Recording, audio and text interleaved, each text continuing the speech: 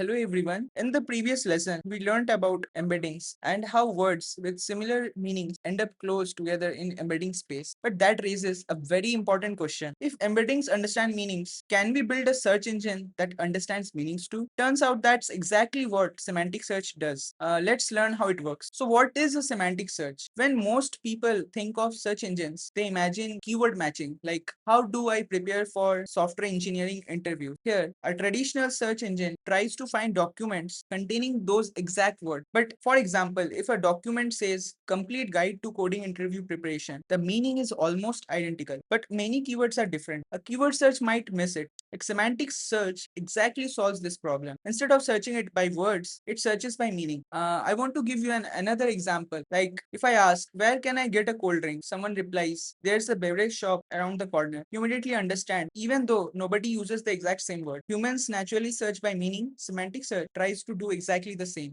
So how semantic search exactly works? The process actually is very simple. Step 1, we actually convert every document into an embedding. In the step 2, we store these embeddings in a vector database. And in the step 3, when a user asks a question, we convert that particular question into an embedding. In the fourth step, we find the documents whose embeddings are closest. That's it. The closer two embeddings are, the more similar their meanings are. That's exactly what we do. So why semantic search exactly matters?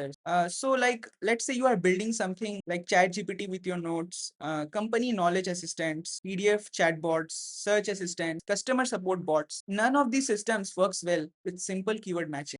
They need meaning-based retrieval. That's why semantic search becomes very important in AI engineering. Now comes a very important concept called chunking. So you don't embed an entire document. You break it into small pieces first. This is called chunking. Why we do chunking? Because an embedding a 50-page PDF as a single vector gives you a bloody averaged out output. But embedding it paragraph by paragraph gives you a precise searchable point. Like there are various common chunk sizes like 300 to 800 tokens with some overlap between chunks so that context don't cut off midway. So if you get chunking wrong and your search quality drops no matter how good your embedding is. This is usually the first thing engineers tune when a RAG system feels dumb. Now, choosing an embedding model. Not all embeddings are equal. Some popular choices engineers usually make are OpenAI Text Embedding 3 family, Cohere Embed V3, some open source options like BG or sentence transformers, which you can run yourself. So the trade-off you should be aware of are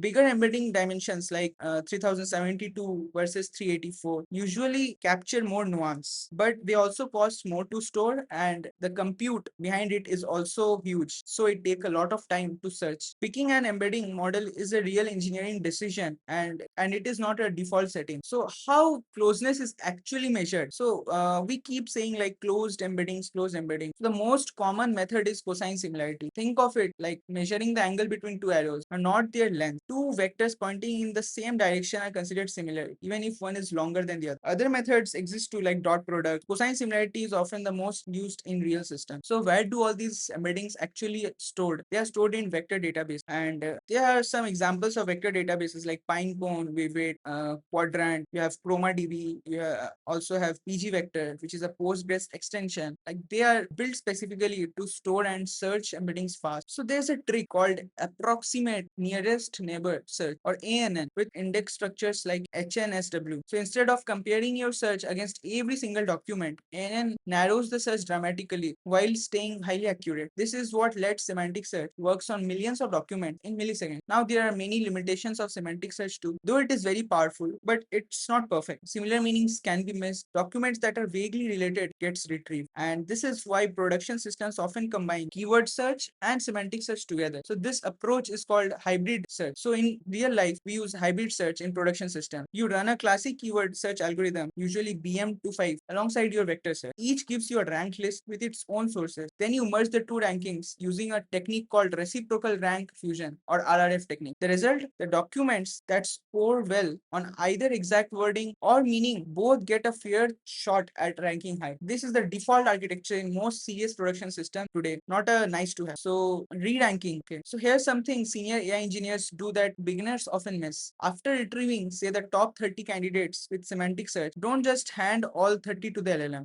Run them through a re-ranker. What is a re-ranker? So a re-ranker looks at the query and each candidate together much more carefully than the fast initial search did and and rescores them. You then keep only the top 3 to 5 best matches. Initial retrieval is built for speed across millions of items. Re-ranking is built for precision across a small shortlist. Using both together is how production RAG systems get noticeably better in answering. Now you may ask how engineers actually measure retrieval quality. So the common metrics are like recall at rate k, correct, did the correct document show up anywhere in the top k result, MRR, which is the mean reciprocal rank, that lets how high up did the first correct result rank. We have NDCG, which rewards correct results appearing near the top, not buried. Here's the part that surprises a lot of engineers building their first RAG system. If retrieval is bad, no amount of prompt engineering fixes the final answer. Like if you put in garbage, you will get garbage out too. So as per the AI engineering perspective, whenever you use RAG, vector databases, AI assistants, knowledge bases, you are almost always using semantic search underneath. It's one of the core building blocks of modern AI applications. Some key takeaways are like keyword search asks, do